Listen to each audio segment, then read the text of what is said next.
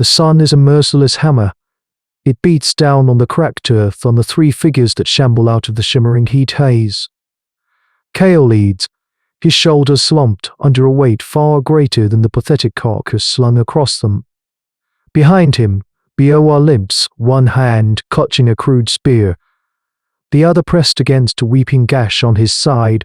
Fen, the youngest, stumbles in their wake, his eyes wide with the vacant stare of exhaustion and fear. The air in the clan's meager encampment, a shallow overhang of rock that offers more psychological comfort than actual shelter, shifts from torpor to a rustle of desperate hope. The children, their bellies swollen with emptiness, turn their heads first. Their mothers follow, hands stilling from their tasks of grinding roots into tasteless dust. They see the hunters return, and for a heartbeat, the ever-present ache of hunger is replaced by the promise of relief. Then they see the kill. The hope could less. It is not a kill, it is an insult. A juvenile Allosaurus, so small its ribs are like a bird's cage. What Kale carries is not a feast, but a single agonizing question. There is barely enough meat to fill 3 stomachs, let alone the 30 mouths that watch him approach. He lays the animal down in the dust before Mara, the old woman whose eyes hold the clan's memory. The silence that falls is heavier than the heat. It is a silence filled with the brutal arithmetic of starvation, a calculation happening in every mind. 30 mouths, 3 portions. The hunters who risk their lives are gaunt, their muscles trembling with depletion. Without them there is no hope. The children, whose whimpers are the only sound in the night, are the clan's future. Without them, there is no reason. This is the truth of their prehistoric life. Cade avoids their gazes. He looks at his spear, its fire-hardened tip a shard of bone lashed with gut. A pathetic piece of osteodontokeratic craft against the world they inhabit. They had not hunted this creature. They had stolen it. For 2 days they tracked a herd, only to be driven away by the true king of this territory, the one whose shadow sends a tremor through the very rock. The roar of the Allosaurus had shattered the midday calm, a sound that unraveled the courage of early humans. Hiding in a crevice as the great carnivore tore a full-grown tenant to saw to shreds. What Kale brought back was an act of scavenging, a morsel dropped from the predator's maw, snatched in a moment of terrifying audacity. He still feels the vibration of its footsteps in his bones, a reminder of their place in this hierarchy of monsters, a place perilously close to the bottom. He risked everything for this, and this is all he has to show for it, and the weight of a decision that will tear them apart. The OR breaks the spell. His voice is a dry rasp, the sound of dust and thirst. We bled for it. He takes a shuffling step forward, his injured leg dragging. His eyes are fixed on the meager carcass, a predator's glare that sees only sustenance. He looks at Kale, then at Fen. A silent decree that this food belongs to the trinity of risk, the ones who walked into the shadow of death and returned. The air grows sharp, brittle. A mother near the back of the group instinctively pulls her child closer, shielding her with her own emaciated body. Another pushes her son forward, a small, skeletal figure whose only plea is his existence. The clan is a frayed rope, and Boar's hunger is the final strand to snap. This is the moment a clan dissolves, when it ceases to be a people and becomes a scramble of starving animals, a footnote in the harsh story of human evolution. But Mara, the old woman, makes a sound. It is not a word, but a soft click of her tongue against the roof of her dry mouth. It is a sound of memory, of histories seen and sorrows endured. All eyes turn to her. She does not look at the hunters. She does not look at the meat. Her gaze settles on the smallest child, a girl whose name was lost to the wails of a constant, gnawing hunger.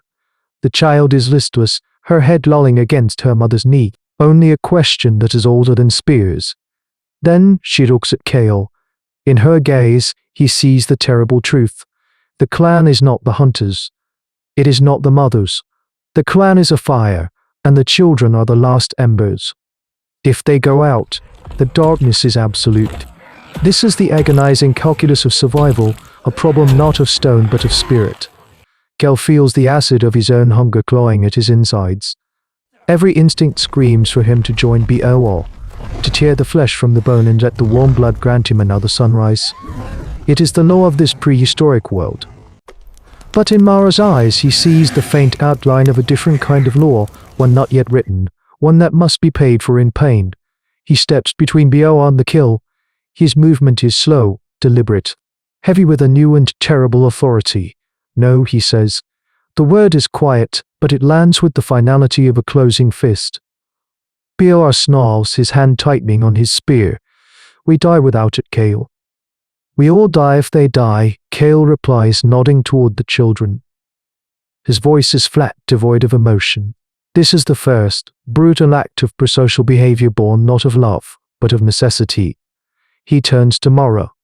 Divide it. He does not need to say for whom. The decision hangs in the air, carving a new social hierarchy into the bedrock of their existence. The future eats first. Mara nods slowly. With a sharpened flint, she performs the grim task. The meat is sliced into impossibly small portions, enough for only the youngest. The hunters Kale, Bor, Fen watch. They stand together, a brotherhood of emptiness. They sacrifice the mortar for a new foundation. They listen to the wet, desperate sounds of the children eating, and in that moment, the clan is not broken. The children's frantic chewing is the only sound that matters. It is a fragile rhythm against the vast, hungry silence of the plains. For the others, the smell of blood and meat is a torment, a ghostly meal that feeds only their desperation. Bioa turns away, spitting into the dust, his anger a hot coal in his gut. But he does not challenge Kale again. The choice has been made, and a line has been crossed. A new law, unspoken but absolute, has been carved by hunger. The clan is no longer just a collection of individuals scrambling for survival. It is an idea. An idea paid for in the currency of empty bellies. Kale watches the last shred of meat disappear and knows this covenant of sacrifice buys them only a day, perhaps two. It is a pause, not a solution. The gnawing question remains, what now? He looks out from the rock shelter, his gaze sweeping over the landscape that is both their prison and their only hope. The plains are a tapestry of life and death, teeming with herds of iguanodon and the ever-present threat of carnivores. Out there is the megafauna, creatures of impossible scale, walking mountains of meat. For generations, his human ancestors have lived in their shadow, scavenging their leftovers, fleeing their approach. The thought of hunting them is the thought of a flea hunting a lion. It is madness. Yet, as he looks at the gaunt faces around him, at the children whose brief from starvation is already fading, a colder, harder thought takes root.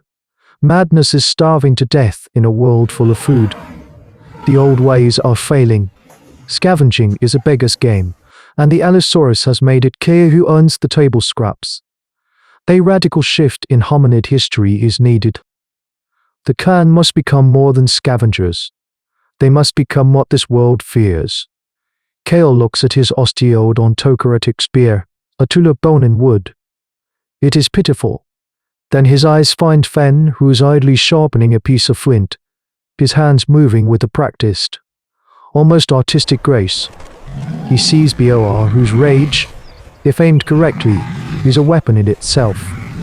He sees the mothers, their knowledge of the land, of the plants that hide the paths that deceive, an unwritten map of survival. He sees not a collection of starving individuals, but components of a machine that has not yet been assembled.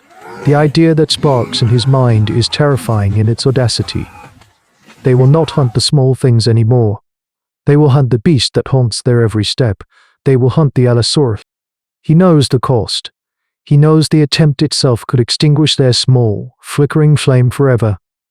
But the alternative is to sit here and watch the embers die one by one. This act of altruism, this covenant paid in hunger, has not just saved the children, it has unified the clan with a singular, desperate purpose. It has given them a reason to fight beyond their own individual survival. Kale picks up his spear. He walks to Bor and holds it out. We need a better point, he says, his voice low but clear. We need better spears. Many of them. Bor looks from the spear to Kale's eyes, and for the first time, he sees not a rival, but a leader. The anger in his gaze is slowly replaced by a dawning, terrifying understanding. A flicker of shared, impossible resolve. They will no longer live on the scraps of this world.